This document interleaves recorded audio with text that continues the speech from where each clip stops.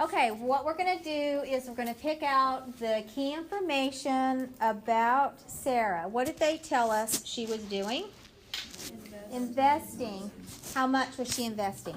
5,000 into 2 separate accounts. Okay, into 2 separate funds. And what did they tell us about the funds? 2%. One at 2% and another at 20%. How much money did she make? Or earn, I guess. $205. Okay. So here's where your system of equations comes in. You have 2 separate funds, right? So she's got this $5,000. She's splitting it up into the first fund and into the second fund. So what that means is we're going to have two variables. We're going to have an x and a y. Okay? So what I want you to do when you do these types of equations, I want you to look within the problem and I want you to find some totals. Okay? How did we get the totals? For example, you have 2 totals. You have the 5,000 and you have the 205. Yeah, and you have the 205. Okay? So 5,000 consists of what? The home. The what? The entire money she invested. The entire money, but then what did she do with the money? She split it into two funds, to 2 separate funds. So we're going to make our first fund be the X and the second fund to be the Y. Okay? So the money she put into fund 1 and fund 2 is our X and our Y. Added together is her initial investment of $5,000. Now, with that investment, after 1 year, she had another total earnings of $205. What is in this word problem that we can associate with the amount earned? How does money make money?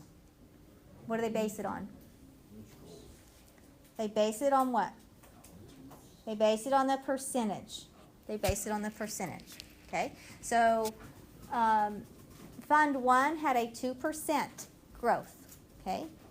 How do we use percents in math? Because we can't just do 2%. What do we have? Not a fraction, decimal. Okay. So what would 2% be as a decimal? 0.02. Okay, so Fund 1 was X. So we're going to have 0.02 times, or per that amount of money, we don't know what it is, right? Times that money that she put in there. Plus, the second fund had what percent? 0.05. Okay? Now, there's your setup. Okay, just like what we have on the board over here. Okay?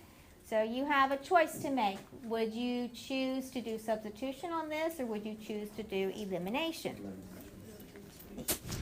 Okay, so I hear substitution and I hear elimination. Let's do substitution on this one. Okay, let's do this. If I want to do substitution, which equation am I going to focus on? The x plus y, right? Which one do we want to solve for, x or y? Y, okay. So if I want to solve that for y, let's go back, keep them the same color.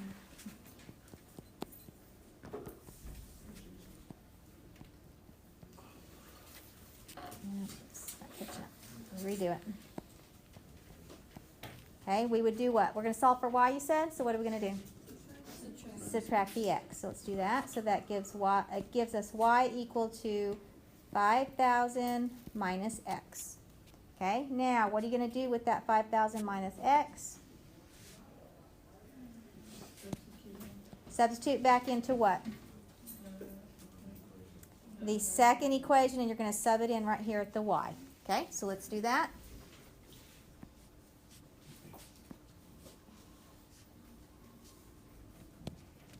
So 0.02x plus 0.05. Now replace that with your 5,000 minus your x equal to your 205. Now what are you going to do? Distribute. So bring down the 0.02x. Your 0.05 times your 5,000.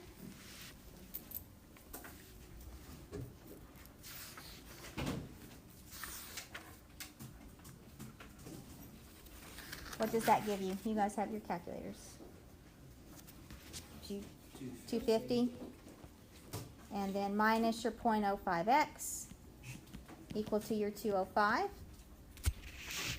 Now what are we going to do on this side of the equation? Combine like terms, your x terms. So a 0.02 minus a 0.05. What's that going to give you? 0.3. Negative 0.03x. And then your 250. Wow. Equals your 205. Now solve that for x for me real quick. Solve that. Okay, so once you move the 250 over, that'll give you a negative, and then you'll divide by a negative, so you get a positive 1,500. Okay? All right, so that is the funds she put into plan A, or the first fund, I guess. So how much did she put into the second fund? 3,500, right? Because together that totals her initial investment of what? Of 5,000. So what we have 20 coins, and the 20 coins are nickels and quarters. Okay, so we'll make the nickels X and the quarters Y, and they total $4. Okay, so here's your two totals. You have 20 coins, and you have $4. Our 20 coins are the what? Again, those are the nickels and the quarters. So the nickels plus the quarters equals the 20 total coins. Now how are we going to show the money amount? The nickel is what? 0.05. And the quarters are what? Okay. All right. We're going to do this one a little bit differently. Now,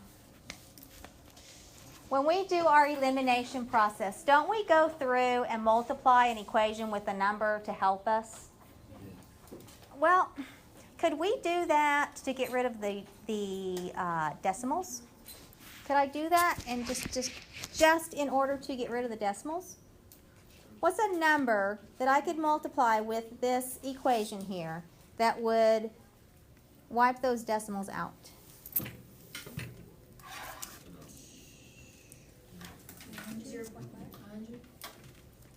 How about 100? Okay, let's try it, Crystal. Okay, what happens if you multiply 100 times the 0.05? It becomes a 5. And what happens when you multiply the 100 times the 0.25? 25.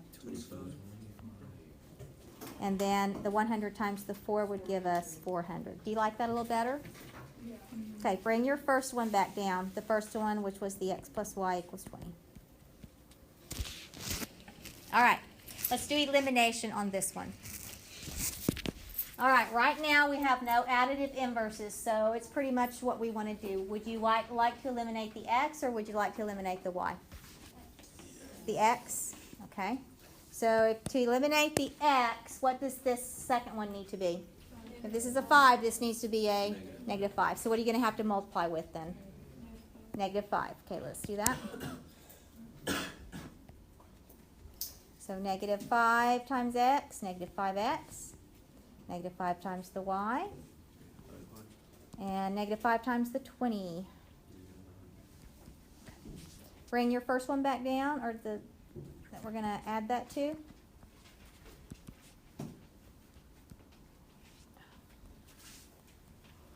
Come on. I'm losing the Wi-Fi here. Okay. Now, add them up. So the x's, what happens? They're out. Okay. The negative 5 and the positive 2. The negative, the y's. Negative 3. Okay. And then that would give us 300. Why is it 2? Shouldn't it be 25? Yeah, it's 25. Oh, did I leave my, I sure did. Oops.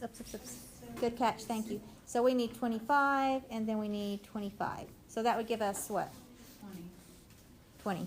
Thank you. Yeah, because I was getting to the end of that, and I could tell that wasn't going to work. So we have 20y equal to 300. So what would y equal?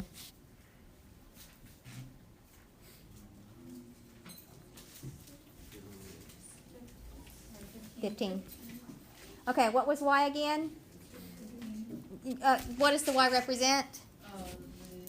The quarters. So if I have 15 quarters, then how many nickels do I have?